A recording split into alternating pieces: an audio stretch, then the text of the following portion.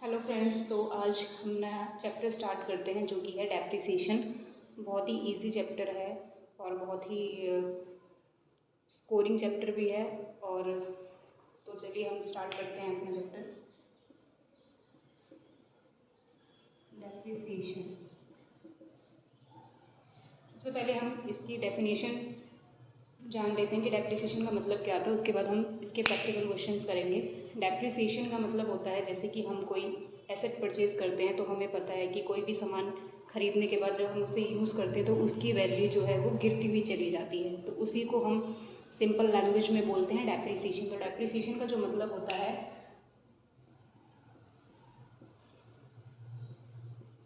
Permanent decrease in value of asset. तो depreciation का मतलब क्या होता है? Permanent decrease in value of asset. जब भी किसी एसेट की जो वैल्यू है परमानेंटली गिर जाती है तो उसको हम सिंपल लैंग्वेज में क्या बोलते हैं? डेप्रिसिएशन। अब नेक्स्ट है कि डेप्रिसिएशन कैलकुलेट करने के कितने तरीके होते हैं। तो वैसे तो हमारे पास जो है डेप्रिसिएशन कैलकुलेट करने के काफ़ी मेथड्स होते हैं, straight line method, written down value method, annuity method, revaluation method. लेकिन हमारे जो यूज़ में सिर्फ दो ही मेथड होते हैं जो हमारे एग्ज़ाम में काम आते हैं। सबसे पहला होता है स्ट्रेट लाइन मेथड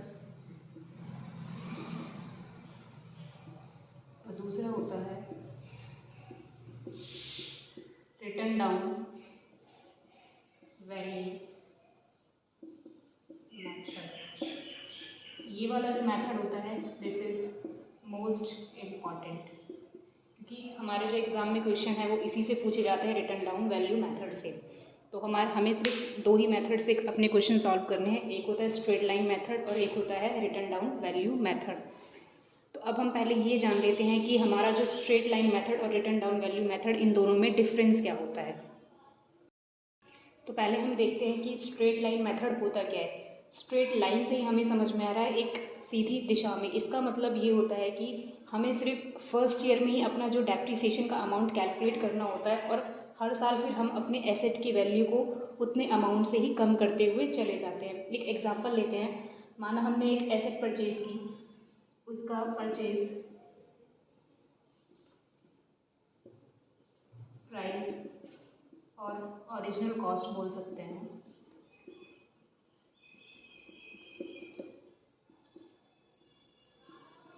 1 लाख रुपए है। वो हमारी जो एसेट है उसकी लाइफ कितनी है? मान लो 5 years.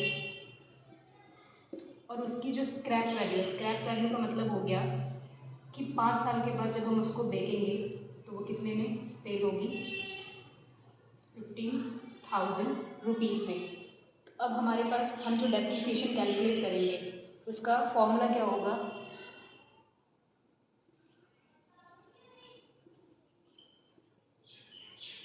Original cost minus scrap value divide by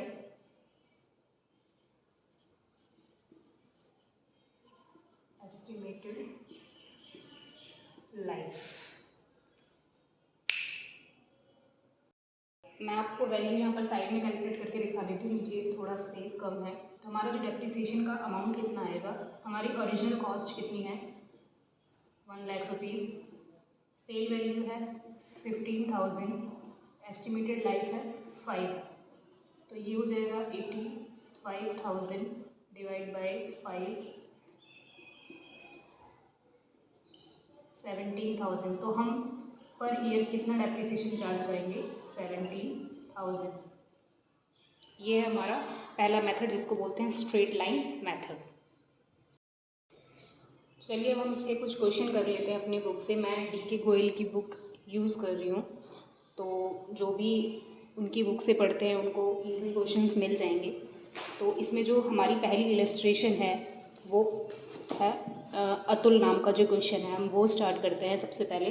तो हम पहले क्वेश्चन पढ़ते जाएंगे और साथ साथ लिखते जाएंगे इसमें क्या बोला हुआ है। तो हमारी जो है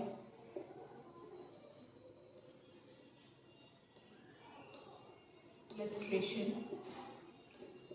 फर्स्ट है, इसमें लिखा हुआ है on 1 April 2009 Atul glass limited purchase a machine for ₹90,000। तो मशीन उसने कितने की परचेज की है, कॉस्ट है 90,000, ठीक है। And spend ₹6,000 on it's carriage. Carriage में उसने, कैरेज का मतलब होता है मशीन को लाने की कॉस्ट, जो उसको हम एक तरीके से किराया बोल सकते हैं मशीन को जब वो लेकर आया होगा। तो उसका कैरेज कितना है हमारा 6,000, ठीक है। एंड ₹4,000 ऑन इट्स इरेक्शन, और 4,000 रुपये उसने इसके इरेक्शन पे खर्च किए। इरेक्शन का मतलब होता है मशीन को इंस्टॉल कराने की कॉस्ट। तो आपको ये चीज़ पता होगी कि जब भी हम कोई मशीन नई एसेट परचेज करते हैं तो उससे रिलेटेड उसके इंस्टॉलेशन, उसके गैरेज, ये जितने भी एक्सपेंस होते हैं वो हमारे कॉस्ट में ही ऐड होते हैं, हमारा कैपिटल एक्सपेंडिचर होता है। तो हमारा जो मशीन की कॉस्ट कितनी हो जाएगी, 1,00,000 रुपये। उसके बाद बोला है और हमने ये परचेज़ कब किया है, डेट इसमें बहुत ज़्यादा इम्पॉर्टेंट है। हमने ये परचेज़ कब की है, 1 अप्रैल 2009 को। उसके बाद बोला है on the date of purchase, जिस दिन हमने मशीन परचेज की थी, it was estimated that the effective life of the machine will be 10 years. यानी कि इसकी जो एस्टिमेटेड लाइफ है, मशीन चलेगी कितने साल,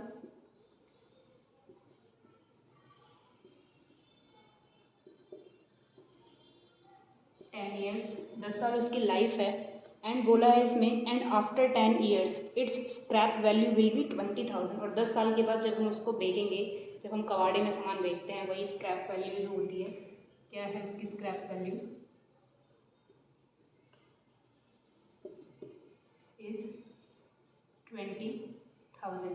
अब आप लोग डेप्रिसिएशन का अमाउंट कैलकुलेट कीजिए, जो फॉर्मूला बताया था कितना होता है,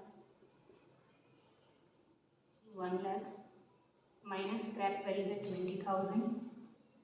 कितने साल यूज़ करेंगे इसको, 10 साल, तो वैल्यू कितनी आ जाएगी 80,000 डिवाइड बाई 10 रुपीज़ 8,000, 8,000 रुपये हर साल। 10 साल इसकी लाइफ है, 10 साल तक हम जनरल एंट्री पास करेंगे और डेप्रिसिएशन कितना चार्ज करेंगे हर साल, 8,000 रुपये। अब हम इसकी जनरल एंट्री करते हैं।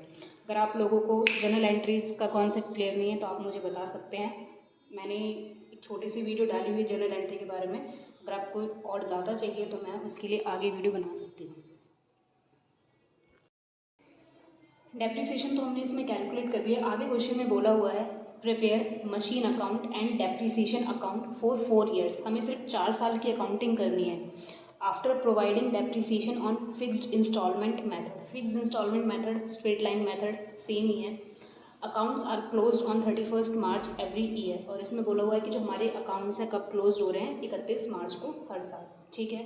तो 4 साल की हम इसकी अकाउंटिंग कर देते हैं। हमने डेप्रिसिएशन का रेट तो कैलकुलेट कर लिया था, कितना था हमारा 8,000 पर ईयर हमें डेप्रिसिएशन चार्ज करना है। तो हमें पहले कौन सा अकाउंट बनाना है इसमें, मशीन अकाउंट। तो हम क्या करेंगे, फॉर्मेट तैयार कर लेंगे। सबसे पहले आएगी डेट, फिर उसके बाद इसका जो पर्टिकुलर अमाउंट सेम ही इधर डिसाइड करेंगे। बोर्ड थोड़ा छोटा पड़ गया, कोई नहीं। तो ये हमारा फॉर्मेट हो गया। सबसे पहले हमने क्या किया था, 1 अप्रैल 2009 को, 1 अप्रैल 2009 को हमने मशीन परचेज़ की थी। तो मशीन जब हम परचेज़ करते हैं तो उसकी एंट्री क्या होती है, कोई भी एसेट परचेज़ करते हैं, asset account debit to bank. तो हमारा एसेट डेबिट हो रहा है और जो भी हम अकाउंट बनाते हैं उसके रिस्पेक्ट में जो एंट्री होती है उसका नाम लिखते हैं। तो हमने यहाँ लिखेंगे टू बैंक।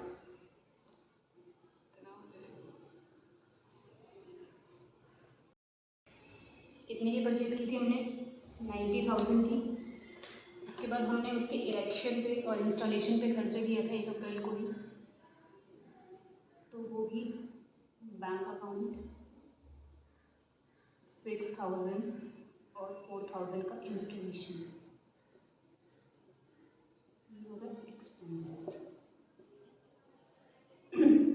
ये हो गया 1 अप्रैल को। उसके बाद 31 मार्च 2010 को हम क्या करेंगे, डेप्रिसिएशन चार्ज करेंगे।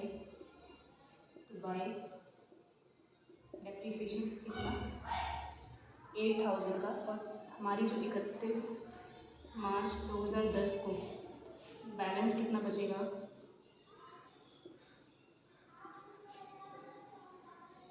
ये हो गया 1,92,000। मशीन की वैल्यू हमारी है 92,000। दोनों का बैलेंस जो है सेम आना चाहिए, डेबिट क्रेडिट। ये हो गया 1 लाख, ये हो गया 1 लाख। अब नेक्स्ट ईयर के लिए 1 अप्रैल 2010 हमारा जो बैलेंस है मशीन का, टू बैलेंस ब्रॉट डाउन 92,000। उसके बाद डेट आएगी 31 मार्च 2011। सेम एंट्री डेप्रिसिएशन की, कितना अमाउंट, बहुत इजी है, ऐसे ही करना है बस। और 31 मार्च 2011 को वैल्यू कितनी हो जाएगी, 92,000 इधर है, 8,000 लेस करेंगे तो आ जाएगा हमारा